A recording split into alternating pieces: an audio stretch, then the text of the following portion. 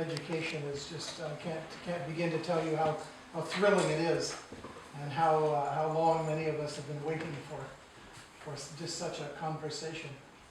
And it doesn't surprise me that it's at Sussex. It also doesn't surprise me that there have been some fallow years in between the early days and now. I want to, before beginning, I want to dedicate my remarks to Lukman Timoteo Onikosi. And Lukman, you all know, he's the person who first got an email from him, a very excited email about decolonizing and the work that was going on at Sussex, and the student union was involved, and they were looking for people who were writing and thinking about decolonizing. And so we had a kind of an exchange. Those of you who know him, very impassioned, excited, and thoughtful, and really quite brilliant exchange. I really enjoyed, even if I had not have had the chance to come here, I would have cherished that particular exchange. So thank you very much, Lukman, for the work that you do for all of us, and we are all hoping that the particular challenges you're facing around these kind of oppressive practices of trying to ship you away are defeated. I'm a settler Canadian. I'm a Canadian of English heritage, and I live and work on the territory of the Coast Salish, the Lekwungen and Wasanich peoples in Western Canada. My community is on an island on the west coast of Canada. And it's quite common now in our part of the world to acknowledge the traditional territory where we live and work. But in my case, it takes on a deeper meaning, because my great-grandparents were from Staffordshire. They were very poor, landless people who emigrated first to Australia, and later on they couldn't make a go of it there. They came back to England, then they came again over to Canada. And they were in central Canada, and they saw an advertisement in the newspaper, a big double spread in the newspaper in about 1867. It showed a picture of a very attractive little kind of an English cottage with a white picket fence surrounded by tall pine trees of the west coast of Canada. And the advertisement said, "Young English farm families being sought." And who was seeking these young English farm families? This was a development company. It's a development company who had, through a series of illegal and immoral land transactions, had got hold of the traditional land of the Halalt, that's H-A-L-A-L-T, people, the Halalt First Nations. And they had divided it, this traditional territory used for, for gathering of the medicines, for gathering of the camas lilies and the different kinds of vegetables, and the various, uses of the cedar bark, and divided it up into sections to sell it and there wasn't anybody around with any money because everybody lived subsistence, so they had to create a market, and they created a market, and they tried to sell it, they did sell it to English, particularly, keep that in mind, English farm families, not Ukrainian farm families, not Nigerian farm families, not Indian farm families, but English farm families. Now, my great-grandparents, this looked pretty good to them, so they made their way out to this island, to Vancouver Island, where they were sold. I say sold because they were sold by the development company, but the development company had gotten the land, it's a long story, but through subterfuge. And they were sold the land they were allowed to buy 200 acres because there was a family. There were 2 children and a mother and a father. 200 acres is a lot of land for $1 an acre.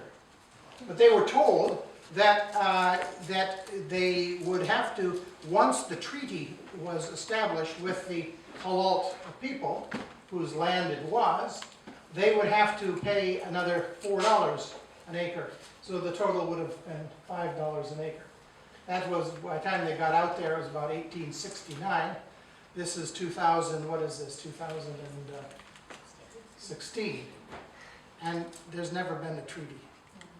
And to this day, the elders, the Alkebu-Lan elders, sit in a cafe once a week in Duncan, British Columbia. It's called the Alkebu-Lan Treaty Group. And the government of British Columbia, who is doing treaties with a lot of other parts, a lot of other places, refuses to even enter into a conversation around that treaty. Now, what does that mean for me? The acquisition of that land turned my great-grandparents and their children into middle-class people. So the fact that I am here today, the fact that Lookman was able to find me somewhere in the internet, and Andrea and all of you who are organizing this were able to get me here, is a direct result of land which my great-grandparents took from the Halalt First Nations. Now, the Halalt First Nations are still there. And the farm where my great-grandparents lived is about a kilometer from the community center of the Halalt First Nations. But while all the children of my great-grandparents were all able to get educations, many of them went on to have, quite good jobs and so forth. But the children of the great-grandparents of the Halalt people whose land they took have been poor. They remain poor because they have been cut off permanently from that land. I want to share some knowledge stories with you today. We're talking about decolonizing. I want to talk a little bit about knowledge. The geographer David Harvey, many of you will have read, has elaborated on this concept called accumulation, in speaking about the origins of capital, accumulation through dispossession, suggesting how capital got started basically by taking other people's land. And it's the basis, dispossessing people of access to their land, he suggests lies at the heart of early capital accumulation. So the story of my great-grandparents getting Halalt land is very typical. Harvey tells us of wealthy landowners who turned the traditional open fields and communal pastures into private property for their own use through the creation of what we have learned to call enclosures here in England. A similar process that was similar dispossession process has been known as the clearances, which happened in Scotland. And each of these acts left the majority of the people without access to land, but allowed for wealth to accumulate to those who now became known as private landowners. A couple of years ago, I had the opportunity to spend a few days in one of the Oxford colleges. A college, by the way, that was started around the same time as the enclosures. Harvard and Cambridge, or Oxford and Cambridge were both started around the time when the enclosures were becoming so popular. So I entered the college through a low doorway, only accessible through 1 or 2 guarded entryways. And while staying in the college,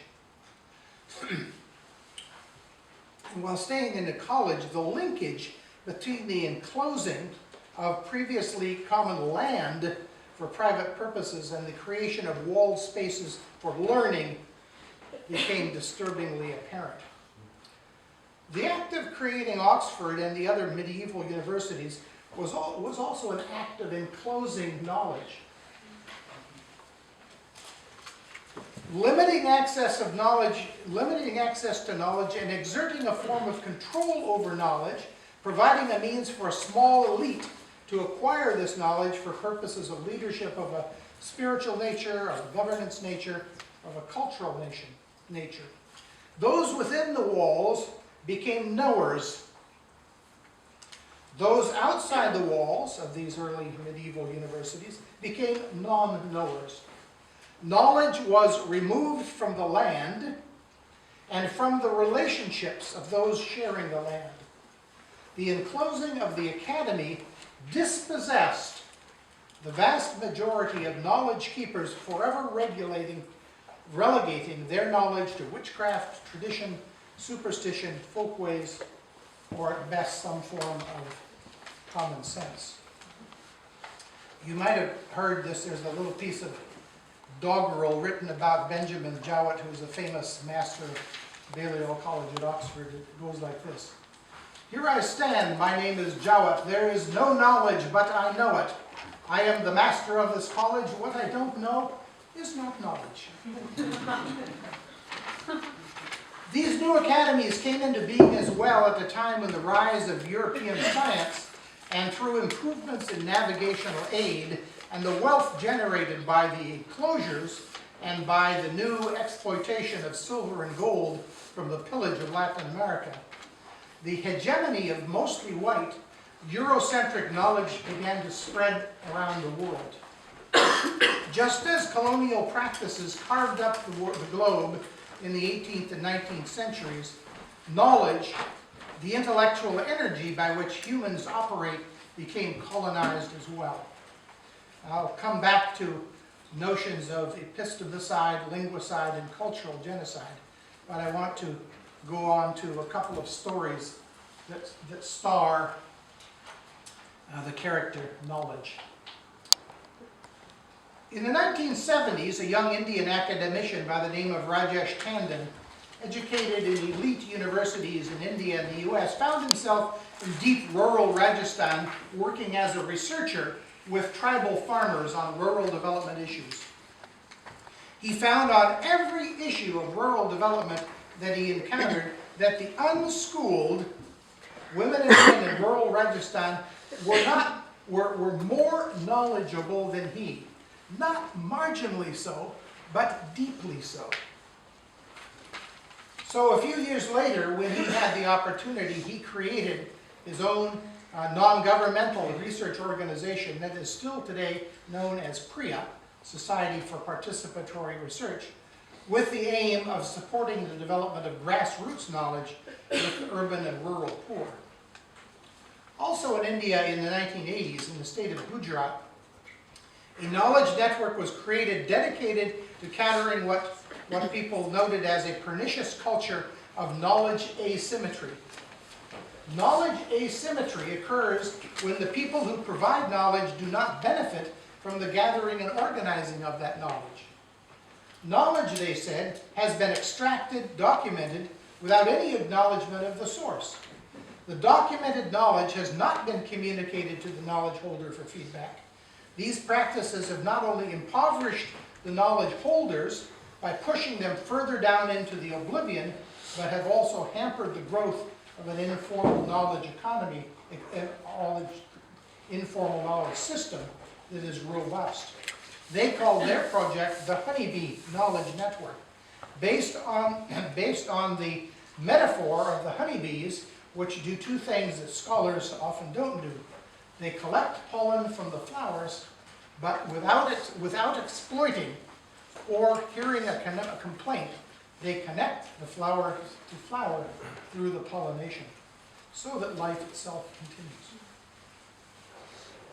In the late 1990s, a Ugandan intellectual by the name of Paulo Wambura returned to his kingdom of Busoga, that's eastern Uganda, after 25 years' work in various parts of Africa.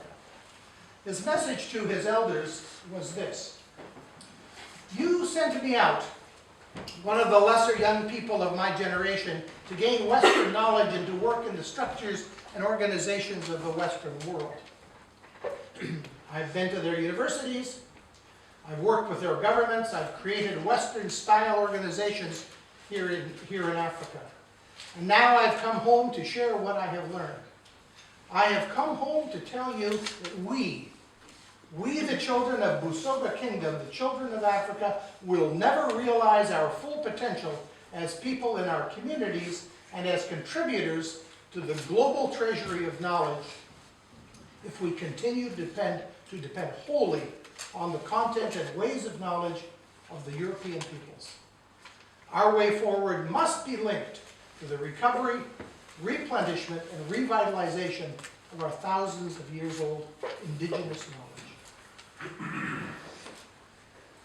Early in the 21st century, 80 traditional healers in Mpumalanga province in South Africa, women and men whose health and medical knowledge has been learned through traditional apprenticeships, created a biocultural knowledge commons for the systematic sharing of their knowledge amongst each other for purposes of better serving the health needs of the people of their province.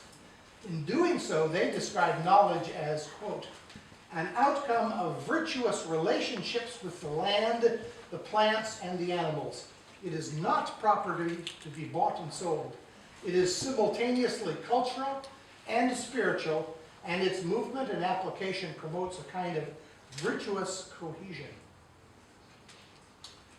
In 2005, in Durban, South Africa, some of the inhabitants of the tin-roofed shacks of the city created a blockade on Kennedy Road.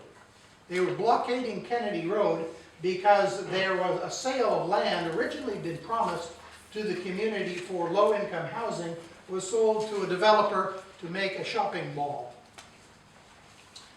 The movement that they created has been called, is called Abalale Base Mjondolo, the shack dwellers movement.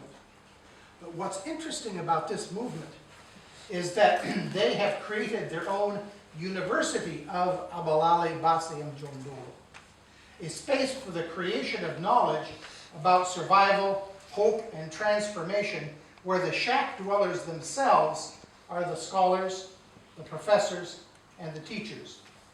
They create and share knowledge through song, through what they call live action debates, discussions, and documents, and they have a web-based, you can look it up, a web-based archive. My final story begins with a young indigenous woman from the Lillooet First Nations in British Columbia.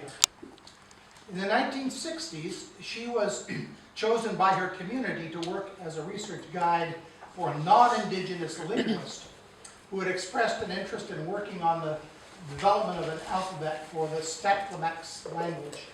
These are people who live north of Vancouver, up in the mountains above the ski area called Whistler.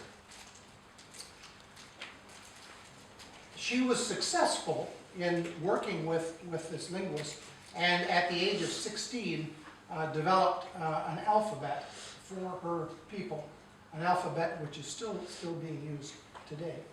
This woman is now a professor emeritus, and she is the leading authority on indigenous languages in Canada. But the fate of the indigenous languages in Canada has fared much more poorly. In British Columbia, we have a language dying, or in Canada, a language dying every day. There are fewer and fewer speakers every day. We have in Canada, we have only two official languages, French and English. You cannot get money, you cannot teach, you cannot do anything in other than those two languages. So the languages that were there when every single settler person came are dying. In each of these stories that I've shared, knowledge is the star. Knowledge is the star of the drama. Knowledge is dynamic, active, engaged, and linked to social, political, cultural, or sustainable changes. The context, conditions, values, uses, politics of knowledge in each of these stories has called for an opening outwards of our comfortable assumptions about whose knowledge counts and what the relationship between the knowledge and life might be. Now, one of the things that has puzzled me, may have puzzled you as well, is how is it that this, relatively few, countries of Europe, mostly male, white knowledge creators have become. So how is that knowledge